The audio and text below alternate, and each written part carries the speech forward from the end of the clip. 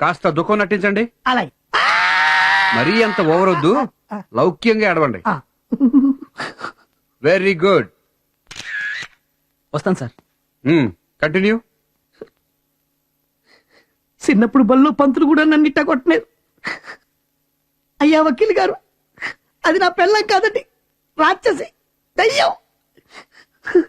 మా అమ్మ కడుపు చల్లగుండి బతికాను కానీ కాస్తుంటే అది నేను చంపేసుడు. దాని మీద మటర్ కేసెట్టి ఉరిచిచ్చిపోయేట్టు చూడండి. ఆవిడికే కాదు, మీకు మీ భార్య మీద చాలా కోపంగా కసిగా ఉన్నట్టుందే. ఇష్టం లేని పెళ్ళా? కాదండి, మనువు నాటికి సన్నగా సిరుగ్గాడిలో ఉండేదండి. శోభనం నాటికి బెల్లం బుట్లో మలిసిపోయిందండి. శోభనానికి పెళ్లికి అంత ఆలస్యం ఎందుకైంది? కన్నోళ్ళు కట్నం బాకి స్కూటర్ స్టీల్ బీరో అంపించేసరికి లేట్ అయిందండి. చాపా ఎందుకు బలిచావని అడగలేదా? అడిగారండి. మీ మీద పెంగండి అందండి. డాక్టర్ చూపించలేదా? చూయించారండి. మందులు తిని ఇంకా బలిసిపోయిందండి, పిప్పళ్ళ బస్తాలాగా. లావు అయినంత మాత్రాన కోపడితే ఎలా అండి? కోపం కాకపోతే కత్తితో కాకుండా కాలుతోనే చంపేసేదండి. శోభనం రాత్రి ఏముందో తెలుసా అండి? కోర్టుకు వకీలుకు నిజం చెప్పాలి కాబట్టి చెబుతున్నానండి. శోభనం రాత్రి మీద కాలేసి, ఏమండి మీరెందరు అన్నదమ్ములు అని అడిగిందండి. నువ్వు నా మీద కాలు తీస్తే నలుగురం, ఉంచితే ముగ్గురే అన్నానండి. ఈ భర్తతో సరదాగా ఎక్కడికి వెళ్ళు, సినిమాకి వెళ్తే 3 టికెట్లు, నా కోటి దానికి 2, హోటల్కి వెళ్తే డబల్ ఛార్జ్. అలాంటప్పుడు ఇలాగ నెట్టుకుంటే తప్ప? ఇలాకాలు మాత్రం బలిసి బస్తాలైపోరా? ఇలాక బలవదు, బలిస్తే ఇలాక అవ్వనేదు అవ్వదు. ఇలాకా గిలాకా అనకూడదు, పెళ్ళాం అసహ్యం, లావు అనకూడదు. రేపు పత్రికల వాళ్ళ దగ్గర, కోర్టులో చాలా జాగ్రత్తగా ఒళ్ళు దగ్గర పెట్టుకుని మాట్లాడాలి. అమ్మా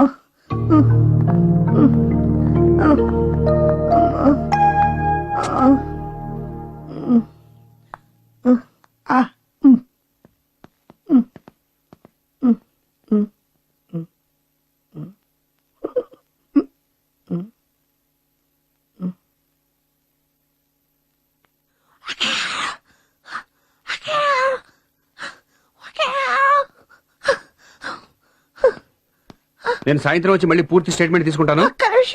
చాలా థ్యాంక్స్ అమ్మా.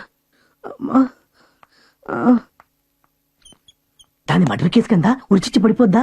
మీరు మర్డర్ అయిపోలేదుగా? అయితే 110 ఏళ్ళు జైల్లో తోయించేయండి. ఈలోగా నాకు నాకు లైన్ చెప్తే వేరే దారి చూసుకొని. ఇలాకతోనా? చిచి, మీ తోడు కనిపెట్టేశారు. మా అమ్మ కదా, చెడవకు. ఎంత కష్టం వచ్చిందే కాసులు. ఎలా ఉన్నావు? రాత్రి ఏం తిన్నావే? ఏడవకమ్మా, ఏడవకే. నా సంగతి సరే కాని బాబాయ్, ఆయన ఎలా ఉన్నారు? కట్టుకట్టారా? మందేశారా? నిన్న సావుగొట్టి సంపోయి ఇవాళ కుసులు అడుగుతున్నావా? నా తల్లే. ఎందుకు సంపకూడదయ్యా? నా మొగుణ్ణి ఆ దయ్యం వల్ల వేసుకుంది, మందెట్టింది. దాన్ని మరిగి నా కోపరంలో నిప్పులు పోశాడు. నాకిద్దరు బిడ్డలు తెలుసా? వాళ్ళు నోళ్లు కొట్టి నా నోరు కుట్టి దాచిన డబ్బంతా నేను ఏడిస్తే ఇది ఏడిసి బట్ట తడిపెత్తది బాబాయ్. అలా బయట పోయించి తీసుకురా. నా బిడ్డలు నోళ్లు కొట్టి నేను దాచిన డబ్బంతా దోచుకుని దాని పాలు చేశాడు. నా గాజులు, నా గొలుసు, కాసుల పేరు అన్ని దోచి దాని ఎదర పోశాడు. అసలు అన్ని సంపాలే నరకాలా? అవును, సంపాలనే కొట్టాను. నా మంగళాస్త్రం బలంగా ఉండి బతికాడు గాని సంపిన పాపం లేదు. చంపుతాను, నరుకుతాను అలాంటి మాటలు అనకూడదమ్మా. ఎందుకు అనకూడదమ్మా? ఆడలాంటి పాపిష్టి పనులు చెయ్యొచ్చా? అదే పాడు పని ఆడది సెత్తే. చిచి, అయ్యేం పాడు మాటలు? పాడేమిటమ్మా? మొగుడు లాంటి పనులు చేస్తే తప్పే కదా. మగాడు మహారాజు, మా పెన్నుడికి ఇంకా 2 ఉన్నారంట.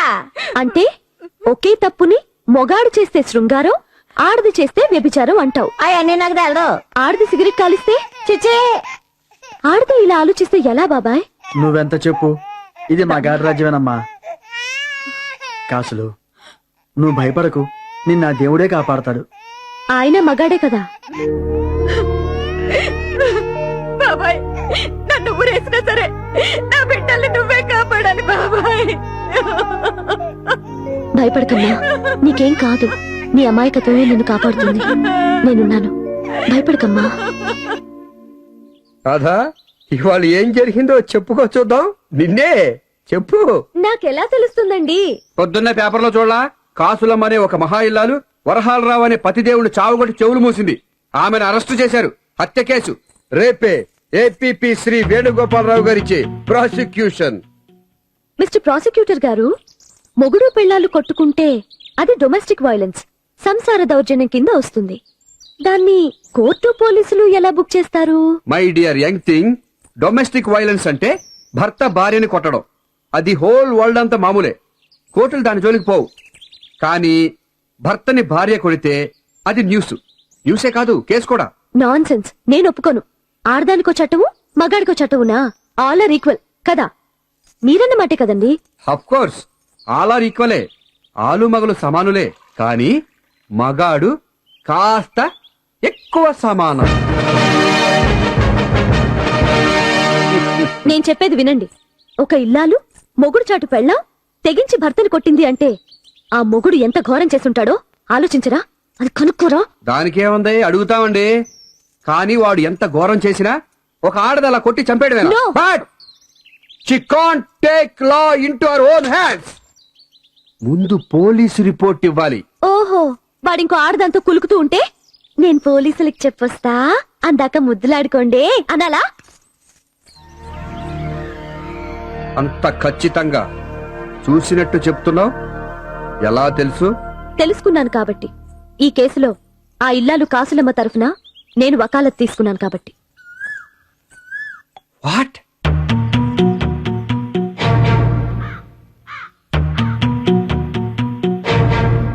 వాట్?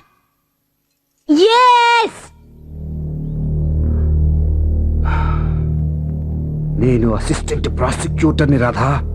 రేపు నేనే ప్రాసిక్యూట్ చెయ్యాలి, అది తెలుసా? ఇప్పుడే తెలిసింది.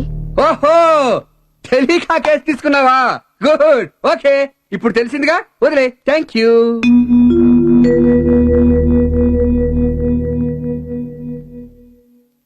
కుదరదు. వాట్ డు యు మీన్ కుదరదు? ఎలాగండి?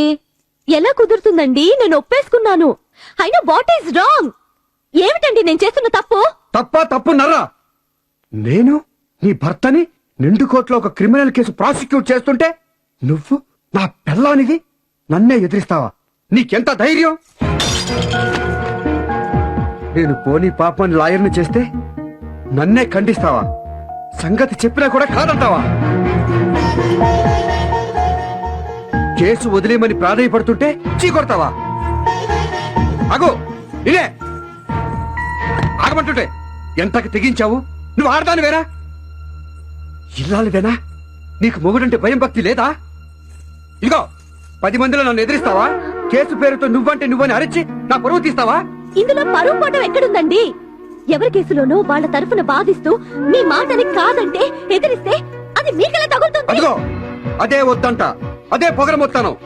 ఆఖరిసారి చెప్తున్నాను, ఈ కేసు వదిలిపెట్టు, లేకపోతే చాలా దూరం వెళ్తుంది. గుర్తుంచుకో, after all you are my wife, నా పెళ్ళానివి. జాగ్రత్త.